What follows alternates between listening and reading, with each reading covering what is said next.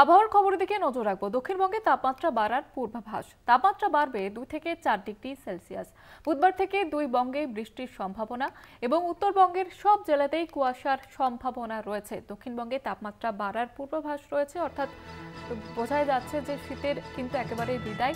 তাপমাত্রা বাড়বে 2 থেকে 4 ডিগ্রি এবং উত্তরবঙ্গের সব জেলাতেই কুয়াশার দাপট জারি থাকবে, এমনটাই হাওয়া অফিস সূত্রে জানা যাচ্ছে।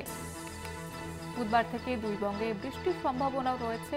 আপনাদের জানিয়ে রাখবো, দক্ষিণবঙ্গে তাপমাত্রা বাড়বে 2 থেকে 4 ডিগ্রি এবং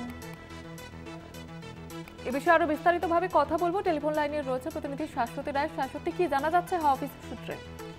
দেখো, আবারও কিন্তু ধীরে ধীরে তাপমাত্রার পারদ বাড়বে। আজকে শীতের আমেজ থাকলেও আগামীকাল থেকে দক্ষিণবঙ্গ এবং উত্তরবঙ্গের সর্বত্রই তাপমাত্রার পারদ ঊর্ধ্বমুখী হওয়ার সম্ভাবনার কথা জানাচ্ছে হাওয়া অফিস। সেক্ষেত্রে বুধবার থেকে বৃষ্টি দুই বঙ্গে এবং বিশেষত উপকূলবর্তী জেলাগুলিতে বৃষ্টির সম্ভাবনা সব থেকে বেশি থাকবে।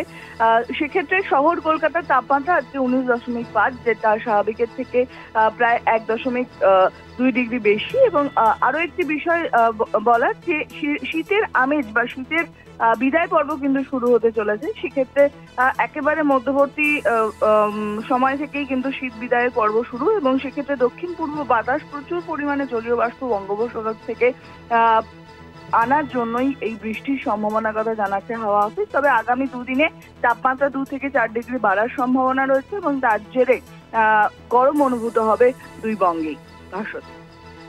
ধন্যবাদ জানাবো শাশ্বতী। আমাদের সঙ্গে টেলিফোন লাইনে ছিলেন প্রতিনিধি শাশ্বতী রায়।